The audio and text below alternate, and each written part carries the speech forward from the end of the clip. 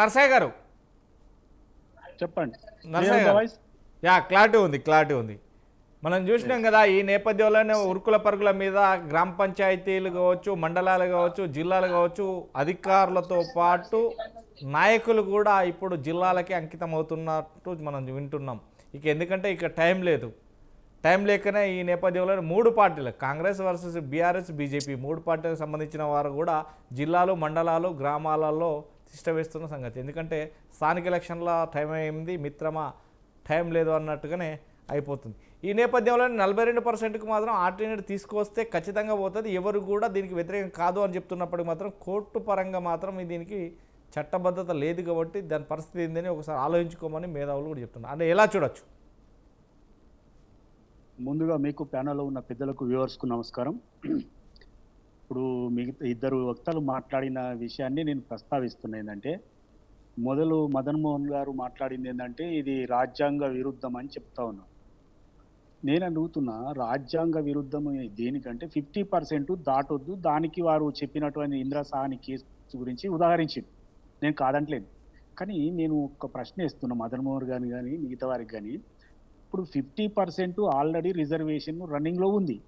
ఉన్న తర్వాత Bharatiya Janata party EWS reservation 10% తీసుకొచ్చింది.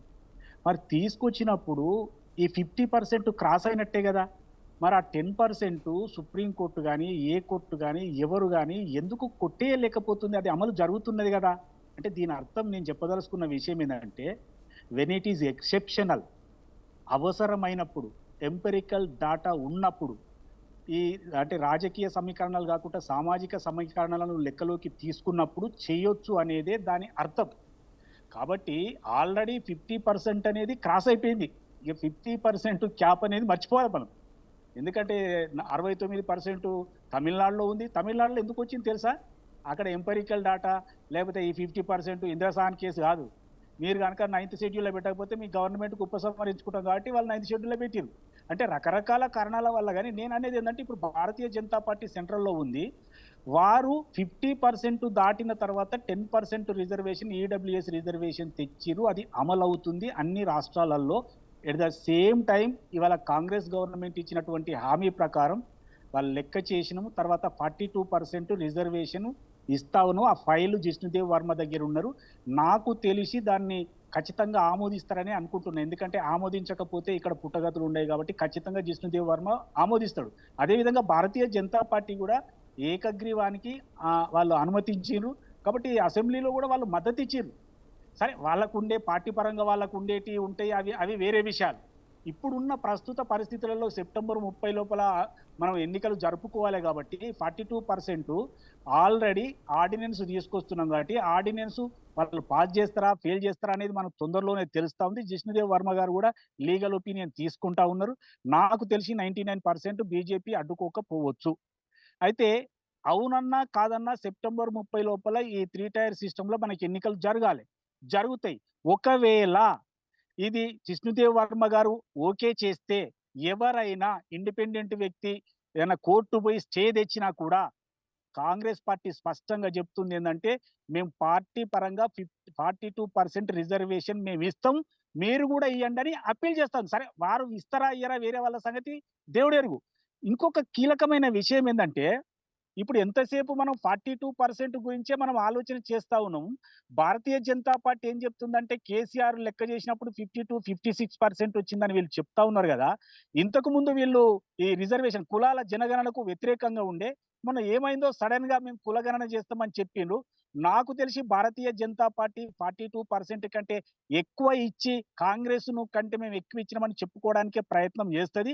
వచ్చే సంవత్సరం మార్చి 30 లోపల జనగణన కులగణన అన్ని జరుగుతాయి కాబట్టి ఖచ్చితంగా బీసీలకు నేను చెప్తున్నా, కాంగ్రెస్ పార్టీ 42 ఇచ్చింది కాబట్టి దీన్ని క్రాస్ చేసి ఎక్కువ ఇచ్చి మేము ఇచ్చినామని జబ్బలు జరుచుకోవడానికైనా భారతీయ జనతా పార్టీ ఇస్తుంది.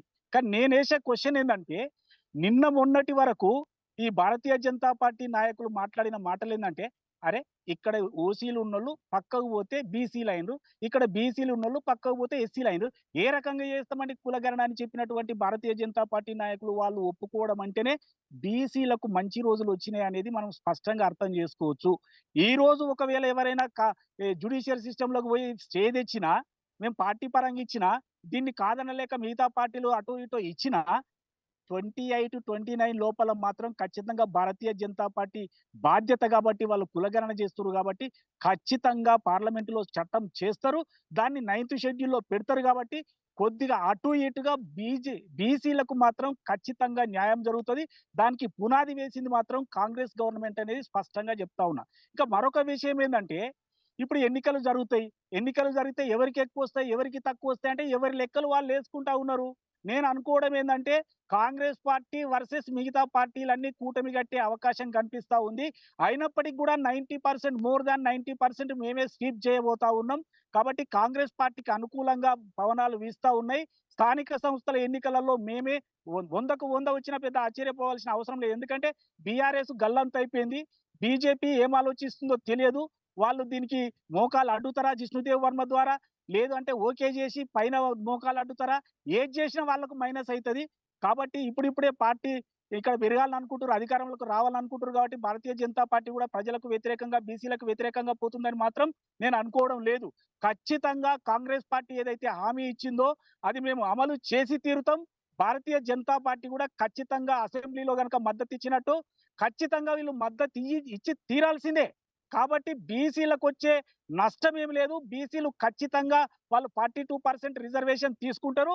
అది కూడా పెరిగే అవకాశం ఉందని నేను స్పష్టంగా చెప్తా ఉన్నా. ఎందుకంటే కాంగ్రెస్ పార్టీని దాటి ఇచ్చినామని బీజేపీ చెప్పుకోవాలి కాబట్టి 2026 ఇది మార్చి 30 లోపల వీళ్ళు కులగణన, జనగణన చేస్తారు కాబట్టి ఆ తర్వాతనైనా వీళ్ళు పెంచే అవకాశం ఉంది. వారు చెప్పేదేందండి మోర్ థాన్ 50% బీసీలు ఉన్నారంటే మోర్ థాన్ 50% బీసీలకు ఇచ్చే అవకాశం కూడా మనం తోసిపుచ్చలేం. రెండో ముఖ్యమైన విషయం ఏందంటే వీళ్ళు ముస్లింలను కలిపితే మేమియ్యము. ముస్లింలకు మేము వ్యతిరేకం అంటే నేను ఒక్కటే అడుగుతున్నా. గుజరాత్‌లో మీరు ముస్లింలకు రిజర్వేషన్ ఇచ్చిండ్రా లేదా? మిగతా దగ్గర మీరు ఇచ్చిండ్రా లేదా? దూదేకులోళ్ళైతే ముస్లింలు గారండి. అంటే ముస్లింలలో పసమంద ముస్లింలని వాళ్ళని విడదీసి పడగొట్టడానికి మీరు ప్రయత్నం చేస్తుర్రు తప్పితే ముస్లింలేందండి వాళ్ళు మనుషులే గదా! వాళ్ళకి గూడా మీరు ఇస్తా ఉన్నారు గదా! బీసీ కోటాలో కొందరికిచ్చినప్పుడు మిగతా వాళ్ళకెందుకియ్యరు? కాబట్టి నేను ఒకటే అడుగుతున్నా. నువ్వు బీసీ కోటాలు ఇస్తావా? ఈబీసీ కోటాలు ఇస్తావా? డిసైడ్ చేయి. కానీ ఖచ్చితంగా ముస్లింలైనా, బీసీలైనా ఎవరికైనా ఖచ్చితంగా ఇయ్యవలసిందే. కాంగ్రెస్ పార్టీ ఒకసారి మాటిస్తే ఖచ్చితంగా అమలు చేస్తది. 42% మేము ఖచ్చితంగా అమలు చేస్తాం. ఎవరైనా కోర్టు పోయి స్టే తెచ్చినా పార్టీ పరంగా ఇస్తామని స్పష్టంగా ముఖ్యమంత్రి గారు ప్రకటించారు కాబట్టి బీసీలకొచ్చిన నష్టం లేదు. ఎవరు శత్రువులు, ఎవరు మిత్రులు అనేది అతి త్వరలో తెలుస్తుందని మాత్రం చెప్పదలుచుకున్నాను.